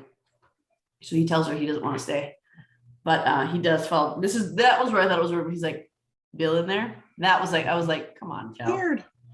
Right there. I mean, but I understood why he was that way. But then she thanks him for being there for her, and he says every day. But if he wasn't planning on going in, then why are you even worried if Bill's in there? Like, I can understand you not wanting to go in if Bill was there, because it would be awkward. But if you're not planning on going in, then why even ask? I think part of it is he wants to know what he's dealing with, which is a jealous thing. Mm-hmm. And I can't believe that Kyle didn't get more in trouble than he did. Well, I think it's because, I don't know. I think the kid needs some help. I mean, he's obviously pretty depressed. So I think that's probably, I think that's how I would have handled it. I don't think because I know he's hurting so much as it is. I don't know. You're the softie though. I know, I am. See, I think that In my opinion, go ahead, Shelby. In my opinion, like, yes, it was wrong that he ran away, but he went to a church where he knew he was safe at. The preacher was there. Yeah. You know, it was like, you know, they were raised in a church. I mean, not to get like too preachy or whatever, but like, obviously he felt like he needed to talk to somebody, and maybe that someone was God. You know what I mean? Like, I mean, obviously we don't know what else he did, but it seems like he was at the church for a while, and he was basically like shutting down in the church. Because for a while he didn't even respond to the priestess, preacher, whatever you call a lady priest. It's still when a she was priest. talking to him. Pastor Jim. I do agree with that. I think that is why he went there. But I think that there is you can both be comforting and loving and try to help them find a solution and talk to someone while still handing out a consequence to your actions. Well, he's grounded though. I mean, like, it's not like he got off completely. No, but I mean, she didn't. It was Ty who addressed with him what he did and why it was wrong, really more than anything. Yeah. And Maddie, and I get that. I feel like I understand why Maddie did it the way she did it, because she knows why he's hurting. That their family is just in a mess right now, and she understands that, and so I think that's why she reacted the way she did. But I still think that there has to be some normalcy and some normal discipline put in there. And Ty is the one who says, you know, yeah, she killed it today, but you know, it was hard on Annie, and it was hard on Aunt Helen. It was hard on Coach, not to mention that he scared the crap out of Mom. And it's Ty who brings up all these things to him that you need to recognize that you hurt other people. And I know Maddie says something along those lines. Yeah.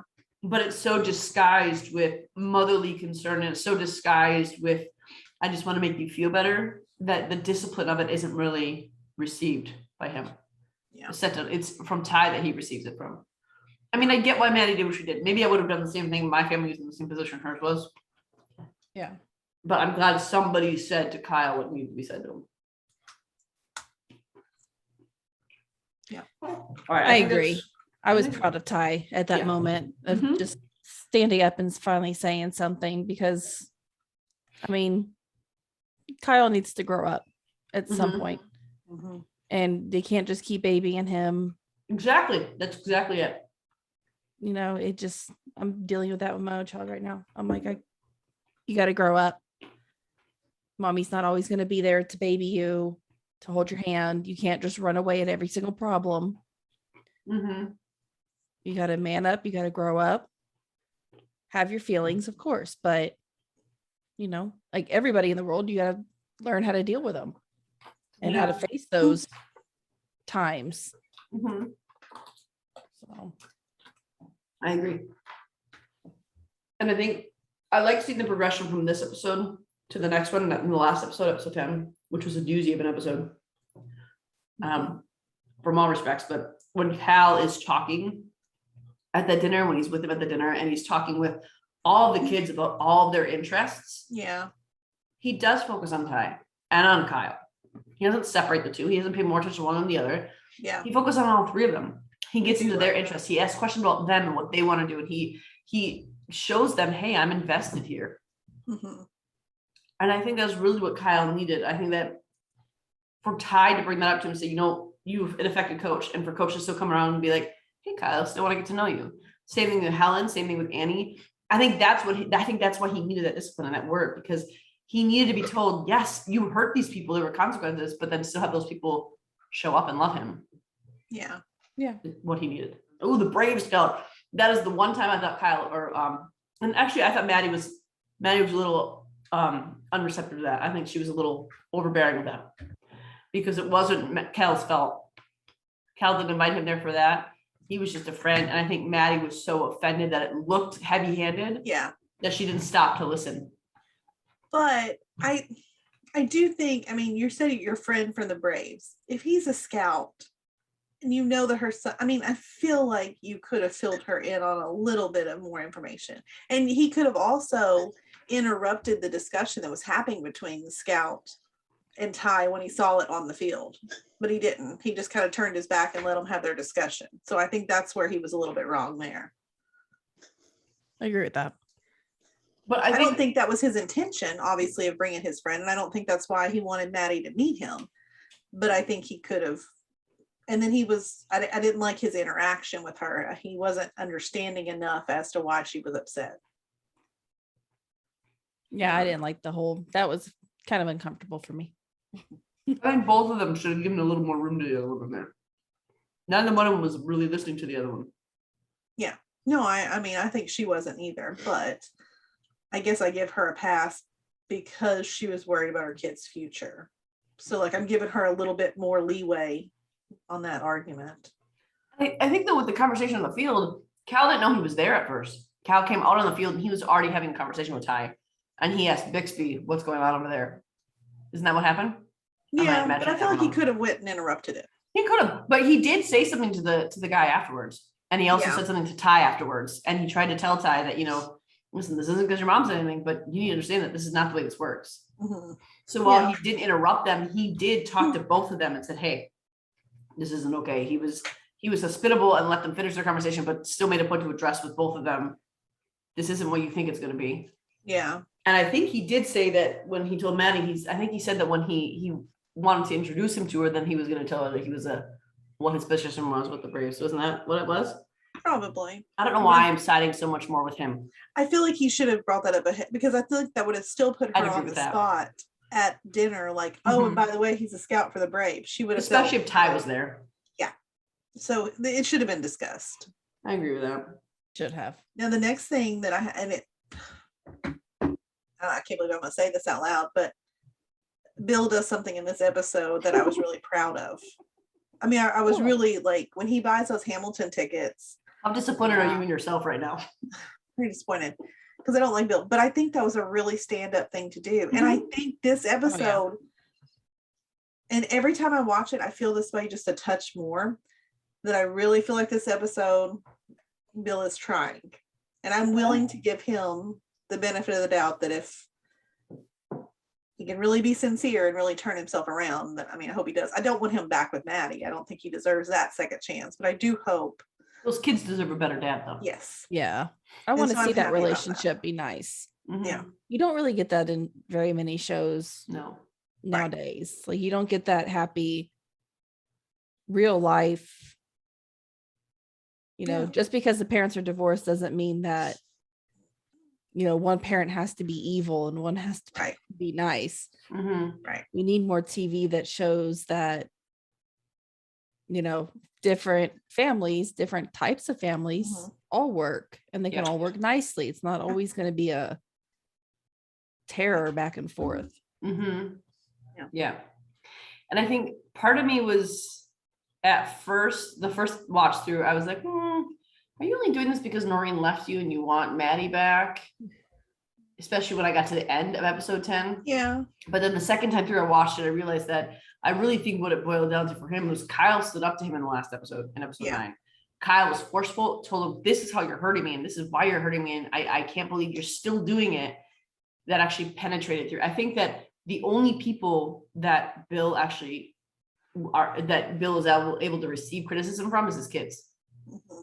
And when he does, I think he's usually good to change it because his kids are the ones saying it to him. Mm-hmm. Like even with Ty just throws insults at him and says mean things to him because he's mad and he's frustrated, which he's totally justified in doing. Right. But there's no, this is why it hurts. This is how it hurts, because Ty probably can't really formulate those, but Kyle can, and Kyle did. And so for him to say, this is exactly how you're hurting me. And Bill's like, okay, I'm going to change it up then. And I'm going to do it differently. And then with Katie too, like what I was mad about by the end of this episode, I was like, oh no, you made me like him a little bit more. And now he's being nice to Maddie. And then I was so mad at myself because I hated him so deeply through the entire series. And then that final episode, I'm like, dude, come on. This episode makes me, it makes me feel for Bill about this much. Not a lot, but a little bit. Like when he talks to Katie about the proposal, it's really beautiful. Yeah. and I think he's sincere. I think he's Mhm. really like starting to question, like, what did I do? I really messed up. Well, I think he has been questioning that. But I mean, I don't know. This episode is where I see it the most, and not just, like he messed up, and it's more like an ego type thing. I mean, it feels like he's really like, I really want my family back. You know? Mhm. Yeah. Yeah. I feel bad. I mean, and I hate that I felt that way. Me too. You don't get your family back. I know. And I feel bad for Maddie because I don't think she will get him back with him, but I can see why she considers it.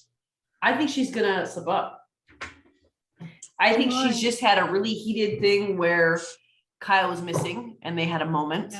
Yeah. They had a moment at the house after she felt betrayed by Cal. They had a moment. Yeah. And now their son and possibly another son is severely injured and Bill is gonna show up. Mm-hmm. And I don't think it's gonna be, I want you back, I love you, but I think it's gonna be, I need comfort from you right now and we're gonna do this thing. And she's gonna realize, oh no, that was a huge mistake. And it's gonna cause some issues. Well, even if there is some love there, I mean, like this was 20 years that you were in love with him. I think it's completely understandable if you slip back into it. Yeah. I mean, that's because he obviously there had to be something you fell in love with. So he can't be all bad because Maddie's a good person. I can't imagine that she would have spent her life with someone who's that big of a jerk. I mean, he's got to have some good qualities. I mean, they were high school sweethearts though, weren't they? Yeah. In high school, I mean, you fall in love with an ideal almost. Yeah. And I think that's what happened there. And I think that But Bill is charismatic as most arrogant people are. But they were together for a long time too. So I mean, just off memories alone, I think it would be hard to not at least want to consider to give that a second chance. Especially the memories that she has, because she doesn't have the reality of what he was doing behind the scenes. Right. She only has the memories of him portraying. And, oftentimes when you cheat, the more guilty you are, the nicer you are to the one that you're offending, the one you're hurting. So it's almost like, I'm cheating. I feel bad that I'm cheating. So I'm going to go buy my wife something really nice. Yeah. Because I feel real bad. So that's all Maddie knows is he was being overly nice to her. Probably he was being very, very generous with his affections with her, probably because he felt guilt or, he knew he was doing something wrong. He didn't want her to find out, whatever the reason is. She has memories that aren't accurate too. Mm-hmm. So that makes it even harder. It's tough. Now, the Micah storyline, my only issue with it is that he just popped up out of nowhere. Yeah. We have no backstory on him. He was never mentioned before. It was never discussed. It was never told that she had an investor. Like it felt like this storyline was only put in there so Isaac could think that was further proof that, Dana Sue's my mom. Yeah. And it felt very stilted almost. Like I didn't like how out of nowhere that storyline came. I agree with that. I didn't like that either. Yeah. Mm-mm. I mean, they knew what the ending was going to be. They wrote the script. I would have appreciated it more. I would have been more believing of that if they had brought his name up or even brought up an investor or even said something about how, I have a partner in this, something. Yeah. It was just so. Bam, there it is. Yeah. And you're going, what? Mm-hmm. Yeah. And I really think that the only purpose was that so Isaac could think that they're his parents. Probably. Just to throw you off track, but I could see what they're doing there, but I didn't really appreciate it. Mm-hmm. The other thing they're doing too, though, is by her being able to buy him out, she needed to separate from Ronnie. So it was also a call to bring him back. So I can't complain about that. Sure. How dare you? Mm-hmm. I didn't know you like that kind of man. Dana Sue would be disappointed in you, Jeanette. I don't think she would. You saw that interaction with Ronnie. She's feeling it too. She's feeling a sexual attraction. She's not feeling I want you back. Well, I mean, that's what I'm feeling. But you said you want her to be with him. Well, we'll see. Jeremy's a little too. Jeremy is enthralled by the idea of a woman who has control of her own life and a woman who is strong and powerful. Ronnie wants to control said woman. Jeremy wants her to be that woman. We'll see. Oh, Jeremy's a little too sweet for my taste. I know. It's the only area that we are different. At least Micah they talk about their wild days. I feel like he's got a little spice sitting there somewhere. So if he sticks around, I could go for that too. I think it should be Jeremy all the way. I don't know who it should be. It should be Jeremy. I don't know. I haven't picked one for Dana Sue yet. Real quick, hang on. Shelby, Tiffany, what do you think? Tiffany's I'm gonna on pick the Ronnie. fence. Yeah, I'm Tiffany on the and fence, but I do like Ronnie. Tiffany and I agree on, I mean, we have the same taste in men. She's gonna pick whoever I pick. Trust me. She has a point. She's not wrong. Shelby, who do you think is better for Dana Sue? The garden guy. Jeremy. Haha. So Amanda is once again Switzerland and destroying the boat here. I'm always Switzerland. Just I want peace in the world and just I love everybody. I was gonna say, going backwards just a little bit, because I think we skipped over the sun because we'd already talked about Helen and Ryan for the most part. But what about her interaction with Peggy? Because this is the moment that makes me think the things that I've talked about on other ones. I wrote down what she says. So it's when she runs into Helen or Helen and Peggy run into each other. I'm not sure where they are.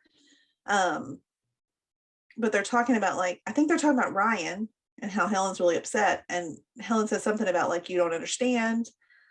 And Peggy tells her, like, I know your pain. And she says, oh no, Helen then replies back to her, I wish I knew what you were talking about. And Peggy says, if we had been friends, you'd know.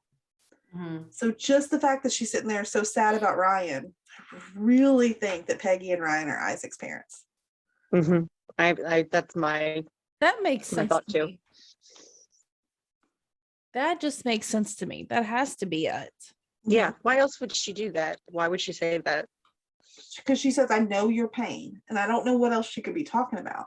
No, Mhm. she's 100%. Mhm. It has to be. I'll be shocked if it's not. Let's just say that. Yeah, me Yeah. Because I think would they're be trying a to make us curveball. think that it's Dana Sue. Because they purposely didn't show us what she said to Isaac after he asked her. So I think they're trying to make us think that, but I don't think it is. No, I don't. I don't either. That just doesn't seem right to me at all. Maureen's watching the scene. That's what she's doing. Yep. Yeah. 1 second. Yeah, Peggy Sue looks very happy that Ryan left Helen. Now, I still don't think Ryan knows, because I don't think he's the kind of guy that would just, like, not take, not stand up for his kids. And I mean, I think he would take responsibility. What do you think she meant by serenity giveth and serenity taketh away? What about serenity? Is it just that her being kid. pregnant forced her out? Well, I mean, I think she means serenity giveth, because she probably got pregnant in serenity, and serenity taketh away because of just the way the town is, and her being that she had to go away and give her child up. Yep. And if that's the case for her to say, if we'd been friends, then you'd know. Yeah, well, if you'd been friends, she probably would have stopped talking when she realized you were sleeping with her boyfriend. I mean, so That's yeah, true. she'd know, but you'd also have a punch in your face. Unless it happened before Helen and Ryan actually got together. Unless Peggy and Ryan happened first. Every June since they were kids, Peggy and Ryan are Yeah, but I'm sure they didn't have a relationship until they were teenagers. And who's to say he didn't have something with Peggy? when he was how old? I don't know, like 16. They were already together then. That was the indication I got when they talked, because she said ever since they were young, every June she conveniently found herself without a boyfriend. Yeah. Yep. I don't know. I'm just saying. Sorry. I think I really hope they pursue that more. And I almost hope that this relationship is more of a slow burn that we find out between Helen and Peggy. I hope it's a slow burn, that they just kind of keep dropping us hints, almost like Cruel Summer, so we can like pick it apart and figure out what this clue indicates this, or this indicates this. I really want to like dig into the meat of that way. So I kind of hope that they drag it out. But I do think that does make sense. There's just some things that don't fit quite right. Like the friend comment. Yeah. Or I don't know, maybe she thinks that she was taken advantage of by Ryan, maybe. I And hope maybe Ryan, that's not the case. no, but because I really, really like I Ryan. like Ryan. But that's the only way the statement to me, if we were friends, you'd know, makes sense. Yeah. Because then she would have warned her off of him. Or she would have said something, Helen, I just have to tell you that Ryan did this or whatever. Unless Peggy and Ryan got together first, which is where the friend comment comes in there, because then she would be implying like you wouldn't have been with him because I had been with him. That makes sense. It's just the timeline for me is off because Yeah. they made it sound like it's always been Helen and Ryan's for as long as they can remember. Of course, Yeah. the memories don't go back that far, but they made it sound like since they were young teens, they were together. Well, how old do we think Isaac is? I'm trying to how old do we think he is? I would say mid-20s. Like early 20s? Like Yeah. 22, 23? Maybe around 23, yeah. Yeah, I'd say very about early 20. 20s. So how old are these characters supposed to be? Are they supposed to be like early 40s? Mid-40s. Because Early to Helen, I think, mid-40s. probably mid 40s. So if he's in his mid, I mean, No, I think the girls are early 40s. I think they're early 40s maybe. And if he's in his think mid so. 20s, then that puts her at like 15, 16, like probably getting pregnant. Especially if Bill and Maddie got married right out of college or right out of high school. Yeah. While he went to college and then she started having kids, then she would be early 40s. I think Or it's late a 30s. possibility. Just saying. I mean, I do think Peggy and Ryan makes the most sense Mhm. until there's just, and again, this is like a mystery that they want us to unpack because there's just certain little sentences that they say that are like, oh, maybe not. So I think it's by design that it's like that. Yeah. I think they want us to think right now that it's Dana Sue. Yeah. I never thought that But it's though. not. I don't know, did anybody else ever think it was Dana Sue? Other than No. Isaac saying, I think you're my mom. Like I No. never once I thought that. laughed. When he said that, I laughed. I was like, no. Like I said, I think I said this last time. The only reason I was sort of hoping for it was because of Him his and Annie. relationship with Annie, and I think it would be a really nice brother sister relationship. It's the only Mhm. reason that I kind of hoped it was, but I don't think so. No. I don't think Dana Sue would have. I think Peggy is for sure the mom. Maybe Ryan's not the dad, but I think Peggy is his mom. I have no doubts in my mind, to be honest with you. Because why else was she gone that year? Yeah. Yeah, exactly. She's the only one that was gone. All the others were around. You would have noticed some of them pregnant. Yeah. Mhm. Dana Sue was gone too, though. Right after high school, Dana Sue disappeared for a little bit. But that was after high school. That was, yeah. So she But would it be was 18, right 19. after, Still So- 18, 19. which we don't know how old any of them are, though. So it could be any, I mean. Are they not telling us how old anybody is on purpose? Maybe. Shelby Does doesn't it really think- ever come up? I mean, they could at least say, oh, that's this year we are seniors. And then we could at least do the math. They should at least had a birthday party. They don't Exactly. That's what I was just thinking. They need a birthday party. But maybe that's because of Isaac's, parentage. We don't want to know who we don't want to be able to figure that out. Do you think that the reason Isaac's getting close to Annie is because he's so convinced that Dana Sue's his mom? Or I do you think think that they maybe- have a vibe? I mean, I think at first, maybe the reason he was there and just getting close to anybody, but I think they just bonded after that. He's close with Kyle too. Mhm. Like I I'm think watching he's this just a scene right good now where guy. he's giving Kyle some tips on how to actually say yes to. That was so Nelly. cute, So actually. I think that's just Isaac's Yeah. personality is I know what it felt like to be at that age because I'm so close to that age. Mhm. I remember what that's like. I remember what the struggle, and I really want to help you out of that struggle. Yeah. I just love Isaac. Yeah, I like him too. So speaking of Dana Sue and Isaac, we're gonna jump a little bit to. We're almost done with episode 10, but we're gonna jump to Dana Sue and Jeremy and Ronnie. Because doesn't he come up when he's like feeding her something? When Ronnie appears when Jeremy is Yeah. feeding Dana Sue the strawberry. Oh, Yeah. yeah. Awkward. But what does he say? He says something like very flirty to her. When Ronnie comes up, Ronnie says something very flirty to Dana Sue in front of Jeremy, and Jeremy's not even fazed by it. I think it's the other reason I like Jeremy, because he's I not don't threatened by know. Ronnie at all. I didn't write that one down. I have another flirty comment that he says later, but that's back at the house because I wrote that down because I was like, ooh, that's smooth. I got such a So that- gaslighty vibe from him when they're at the house. Okay, I'm gonna pull up the scene. Don't say that. He's gaslighty. He was kicked out for a reason, Jeanette. No. People make mistakes, It's okay. Dana Sue says about Jeremy, I'm also pretty sure he's magic. And he says, could be you bring that out me. Ooh. That's gross. He says, it seems like the kind of talk we'd like to have in the flesh, and then kisses her on the cheek, like, ooh. Ooh. It just use different phrasing, like he's trying to over sexualize this non-sexual thing. Yeah, but you know what? Jeremy is doing the same thing. I mean, Jeremy's the one that said you can wrap your lips around anything or you can taste anything here. Dana Sue started that one. Exactly. But I'm saying, like, so maybe that's just Dana Sue that brings it out at people. But here's the thing, though. Eating a strawberry essentially is way more sexy than having a conversation about divorcing. I guess, yeah. You guess.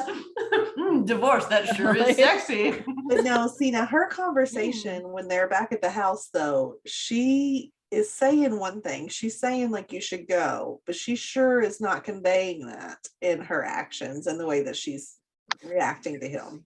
Because there's a history there. They have a kid together. It's like Bill and Maddie. You don't want Bill and Maddie to be together, but Bill is toxic. It's because Bill's not as cute as Ronnie. Now we've got to the important thing. Exactly. No, but what I wrote down that Ronnie says when he asked her why she stops eating a la mode, and she says, I'm just watching my sugar. And he looks at her and he's like, me too. And I was just like, that's smooth. Like, I would just be like, I don't know. I feel like I would blush right away. I would. Dana Sue is not going to blush. She kind of did. You know, he says, when you called and so when you talk, it sounded serious, so I figured I'd take a chance on showing up. What he's saying there is, so I just naturally assumed that you were ready to take me back. I knew you couldn't wait. I knew you wanted me, so I just took a chance on coming up. That's what he's saying there. It's such a smarmy, gaslighty thing to do. And the whole time she's trying to tell him, no, this is why I want a divorce. This is what you did to me. He's like, no, you don't want a divorce. You don't want to do that. Like, dude. Yeah. Be more emotionally abusive, please. Dana Sue says, you'll like him. He's responsible and polite. And Ronnie says, what the heck does she see in him? That's what I'm saying, though. I know. He's my kind of guy. That's how I feel. So I think that, I think he's more than toxic. I think he's abusive. I think the case could be made that he's emotionally abusive. He knows her weak points. He's been with her long enough that he can hit every single button he needs to hit to get her to do what he wants him to do. And I don't mean that sexually. I mean, I think that even when he's saying here, he's like, I can do whatever you want. I'll help you here. I'll do this. I'll do this. Mm-hmm. And she's saying, I don't want that. His response to her saying, I don't want that, is to walk closer to her. And then when he says, I've done everything right, I played according to your rules, there's a threat to that. Yeah. And then he physically manhandles her and pulls her into him. That's not healthy. I don't see her putting up much of a fight, though. Like, she's saying words, but she's not like, she's smiling while she says it. I feel like she's giving mixed signals. None in the end, she's not. She smiles when he compliments her. But in the end, when she's telling him and he's getting closer to her. We've seen her be super, like, assertive and aggressive in her intentions, and she is not in that scene. But here's the thing, though. Look at abused women. Well, I know, but I'm not going to call him an abuser yet because I don't know. Just that phrasing right there, when he got in her face, lowered his voice, and got a little bit taller than her and leaned over her. Yeah, said, I've done everything right. I've played by all your rules. Do I get to come home? And then yanks her into him, and she's very clearly uncomfortable and doesn't want him to do it in that part. Yeah, before that, she's smiling, whatever, but she's telling him no, and he's taking anyway. No, I think we'll see that she's going to be, because we don't really know why she kicked him out, do we? We don't. I think we heard that he's unfaithful, but I mean, like, we don't know, like, did he cheat one time? Did he have some, like, affair? I mean, we don't know the details of anything. Mm-hmm. So I don't know. He feels like a narcissist to me, because it feels like it was always going to come to this conclusion. You were always going to take me back. Yeah. I was always going to be welcome back. I'm only doing this to soothe you, so I've done nothing wrong. So yeah, this is the natural trajectory, and let's just get it done already, is what it feels like to me. Like, even though there was a which is why Jeanette likes him. I know. You know, I like my men confident. There's a fine line between confident and narcissist. Yeah. He feels, potato. Like, he's pretty. When I first saw him, I was like, oh, okay. But then in that one scene, I was like, oh, no, there's a danger there. Let's see. What I hope for is I hope that Jeremy comes across them when they're having a discussion where he is talking to her like that, and Jeremy handles his business. That's what I hope. I hope Jeremy punches him in the face when he's getting abusive towards Dana And I would probably like Jeremy more than if he acted like that. So I think he would. All right, so we just have 2 more things. Oh, Eric coming over to Helen to give her the dessert. Oh la la. I wish he didn't shave his face.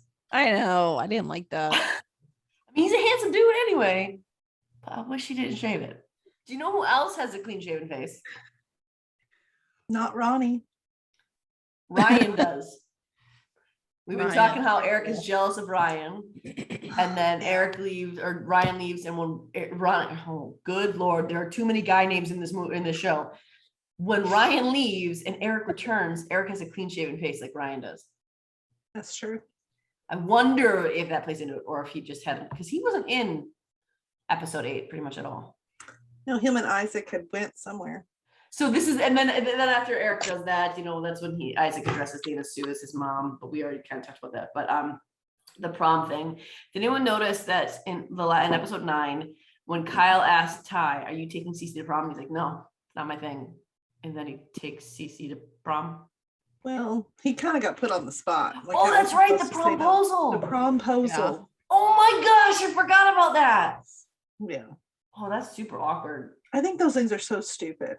I'm just gonna say. I do too. It's just I kind of hope my daughter gets treated like that. I mean, yeah, I do too. But like, just like Bill was explaining to Katie, like it wasn't that big of a deal when we went to prom. Like you just said, "Hey, do you want to go to prom with me?" Mm-hmm. That was it. If you were dating somebody, you didn't even ask. You just assumed. Yeah. But it was also a big deal to not go with someone who you were dating, because then it was like, oh, there's trouble in paradise. So I mean, who you went or didn't go with was a big deal. It was how you asked was like, I don't even think. I went stag to one of my proms and I asked the guy who was out of high school to my other prom. I mean, I didn't have a boyfriend because we didn't do junior prom. So like senior prom, I didn't have a boyfriend. A mutual friend was like, "Hey, so-and-so doesn't have a date. Y'all should go together." And so we got on a 3-way call, very 90s, by the way. Yes, oh my gosh, I remember those. And we decided, we'll go to prom together. That was it. It was nothing exciting. Sorry, I just got to the scene where Bill is at the house with Maddie, and Maddie goes up and he grabs her hand and like pulls her arm towards him a little bit. Like, dude, no. I know. She's gonna do it, I think. She is. She's gonna have a big oops. Yeah. And she's gonna ruin something with Cal that I think she really needs. I don't think she needs it now. I think there needs to be a build up to where Cal is going, because I think Cal's moving way too fast for Maddie, not for him. Yeah, I agree with you. I think that she's gonna need that in the future. I think that that's end game for her, and it should be, because the type of person he is fits the type of person she is. But this Bill thing's gonna ruin something. Yeah, because Cal will act like a huge baby about it, I think. Well, I really think. Wouldn't you if your girlfriend slept with her ex-husband? Like, yes, but I mean, I think he will blow it out of some, like, I don't know. How would this blow him out of? How would you blow a situation like that out of proportion? Like, I think even, because I don't think she'll do it while they're together. I think she will pump the brakes because things are moving too fast. I don't know. And then if she slips, I don't know. I think he'll just be completely done because she tries to pump the brakes, is what I mean by that. Not about her like sleeping with Bill, but I think he'll overreact to her wanting to take a step back, because I think that's where she'll go with that. Because she'll need to get her mind in order, and I think she'll. Man, I hope so. I don't want her with Bill, man. We'll see. But I think that with the prom thing here, it was everything about it was so toxic. Like, it was just Ty saying yes to a girl he didn't want to be dating in the first place, just to tell another girl that he might or might not have feelings for, who certainly has feelings for him, doesn't think he wants to be with her. And then Annie saying yes to this guy because he was like, Annie and Simon were probably the least toxic about it, but everything else was so, like, there's a scene where they're at Jackson's house and she's smiling really big with Simon, then she looks over at Ty and her facial expression completely changes. Yeah. You're with Simon, Annie. Yeah, but I mean, And when Cece punches Jackson, not only is it well deserved, but I forget, why does she do that? Why does she punch Jackson? Because he basically tells he tells Ty, like, hey, the spare bedroom upstairs is available. Like, and he says something like, why would you be going out with someone like her if you weren't trying to get some?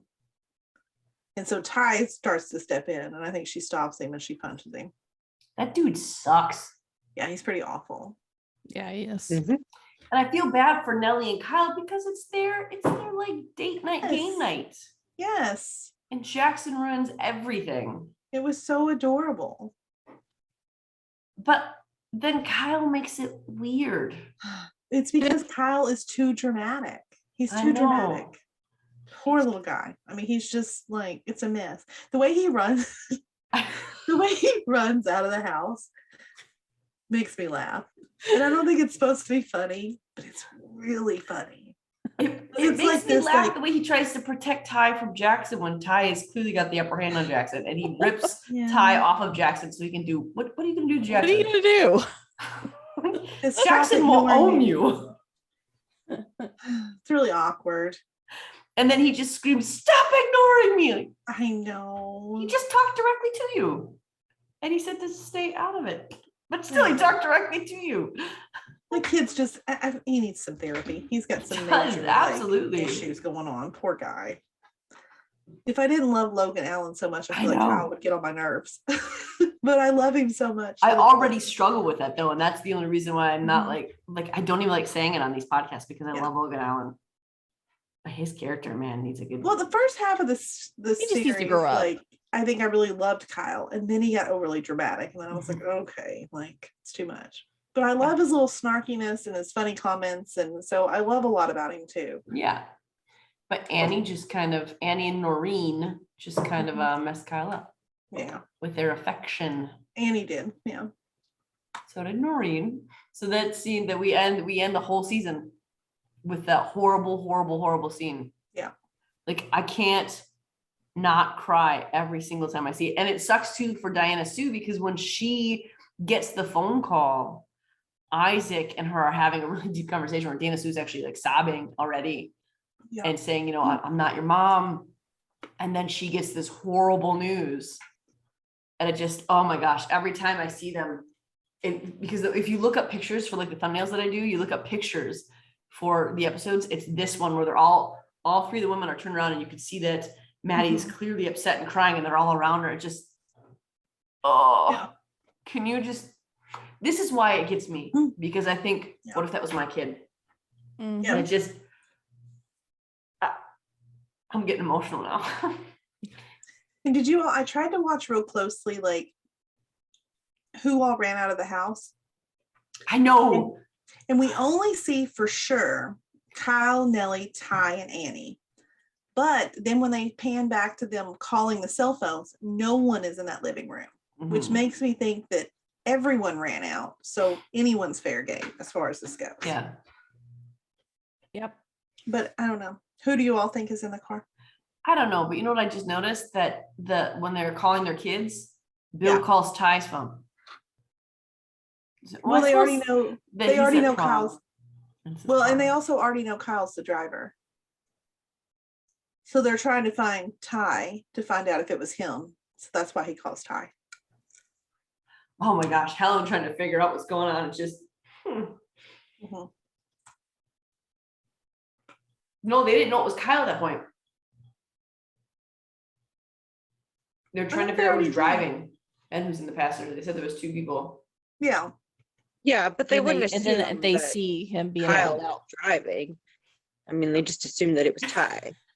That's probably why. Do we know that Kyle was driving? They do. They figure it out. Yeah. They pull him out and they're like, "That's Kyle." And that's what. Then they mention the passenger. And they're like, "Wait, there's another person." So like they tell that they know that Kyle was driving. When Dana Sue's standing there, she's trying to call Annie, trying to figure out if Annie's in the car or whatever. And Ronnie comes up, he tries to put his hand around her. Dana Sue just looks at him like, "What are you doing?" And smacks his hand away and turns back and goes towards Dana Sue doesn't want it. I mean, this is a really, really terrible scene to be making that line of thought, but still, she doesn't want it. Yeah. But isn't Kyle way underage to be driving? He's probably like 15. So yeah. He certainly doesn't have his license. He's a freshman. I do love when they're praying over it, though. I gotta say that it's a sweet spot for me when they're praying over that accident. Yeah. Does anybody have predictions? Who they think it is? I go so back and forth. I don't. I honestly, I've thought about this many, many times, and I have two guesses that I think it is. I think it's either Annie, because I think If it's Annie, it will make Ty realize his feelings for her if she almost dies. But I also think the unconventional person that we're not thinking of is Nellie. I think it's Nellie, because why would Kyle let Ty or Annie in the car? And Nellie is the first, if I wrote down the order, Nellie is the first person to run out after him. Then it's Ty and then Annie. I feel like Nellie's the obvious. Yeah. That was the think obvious it's Ty, choice to me. I don't think that she is the obvious choice. I think that Annie and Ty would be the more, because they were the ones who were trying to get Kyle to calm down. Because also Nellie, I feel like Nellie being in the car also gives us a way to do some character redemption to both Jackson and Mary Vaughn. Mm-hmm. Yeah, Although Mary always Vaughn just might thought it was hold Maddie Nellie. more accountable. Maybe, but I also think it might be I don't know. I feel like it might be a way of seeing a softer side to them. Oh, you know what happens at the end? Ronnie's comforting Bill. It's because well, that's true. Yeah. It's because they're the same toxic, jerky person. Can't even spin that one. I'm not gonna try. No. So that's where we end season 2. So I think there's season 1. So for next year, what do you guys want to see? Next season? Well, obviously I want to see who's in the car. And then, I think it's Nellie. Amanda thinks it's Nellie. You think it's who, Jeanette? I think it's Nellie, possibly Annie, but Nellie's my number one. What if it's 4? What if all 4? Yeah, we don't know. There could be more in the car. Well, they just said passenger, and they made it sound. They said passenger. But that's how they're digging out at the moment, though. Yeah, maybe they don't realize there's someone else. I mean, there could be more. It's possible. I mean, the ambulance is already there. I feel like they would know if there was multiple. Maybe, yeah. Well, the ambulance, the paramedic actually says we can't see that far into the car. But and also, why wouldn't Annie? I mean, let's say Nellie hops in the car with him and they take off. They obviously got there somehow. Why are they not in another car following them? Yeah, so where I is think everybody? that's what caused the accident is Annie and Tyler in another car. Maybe even trying to pass them to kind of get him to pull over. Yeah. And then they would have pulled over, I think. No, I don't think Kyle would have stopped. I think Kyle would have tried to floor it to get past him, and then they both lost control. I know, but where's Ty now? Oh gosh, maybe No it's one knows. off a bank or something like crazy. Or even in a different ditch farther up. Maybe he tried to turn around and he spun out and he's farther down the road. Yeah, because nobody has their cell phones. That's more depressing than it already was, Maureen. Now I'm upset. I'm just bringing all the good stuff tonight. Shelby, who do you think it is? Either Annie or Nellie. Okay, Tiffany, who do you think it is? Nellie or Ty. Nellie or Ty, okay. And I hope that we get to see a little more into Dana Sue and Helen's background, even Maddie's. I hope that next season we see more into their background to figure out why they are the way they are, even the sort of the relationships. Because I feel like all these relationships, Ryan and Helen, Maddie and Bill, Ronnie and Dana Sue, they started earlier on. I'd like to see the buildup of those relationships, I think. Yeah. Obviously, who's in the car? I'd like to see Dana Sue kick Ronnie to the curb. I'd like to see Kel and Ronnie, but it depends on how many seasons we get. All right. Anybody else have anything else they want to say about these episodes? I don't think so. Okay. I think we got it all. So that was the finale, the final 3 episodes of Sweet Magnolias. Lots and lots and lots of things, really intense things, a lot of emotions. And I would like to know about the Noreen and Kyle situation, if you think Maureen is right and that it's a really inappropriate, scary relationship. We want to know if you're right on all the things that we said that could be controversial. And the Cal Maddie thing, do you think they're moving too fast? Do you think that we're right or I'm right by Cal is perfect, Jeremy is perfect for Dana Sue? Let us know your predictions. We want to know what you think is coming in season 2. Just remember that the more you share, the more you subscribe, the more people we get watching our channel, the more content we can give you that you want to see, that you're interested in, and the more we have to offer you. So we're making a shameless plug here for our podcast. If you don't like our channel, let us know why. If you do like it, let us hear that too. We'd like to get encouraging feedback, and we'd also like to go critical feedback. So let us know how we're doing here. And as always, you can email us at familyfanclub2021@gmail.com. You can find us in our Facebook group of Sweet Magnolias Serenity Family Fan Club. You can also find us. We have a podcast page on Facebook that is Fandom Family Chats, and you can find us there on that page. We're on Twitter, Instagram, and TikTok, and some variation of FB Family Fan Clubs. Find us there. We'll have fun things for you. We have some TikToks that are about Sweet Magnolias, don't we? We have a Ty and Annie one. Yeah, a Ty and Annie one. Oh, there we go. Let us know what you think about that relationship too. So share, subscribe, listen, and tell us how awesome we are at our predictions. And that's it. Stay tuned next week. We're going to do another Ginny Georgia one, and then it's back to our second season of going into shows that are currently in syndication. So stay tuned for that. Keep an eye out, and we'll see you next week. Bye, guys. Bye. Bye.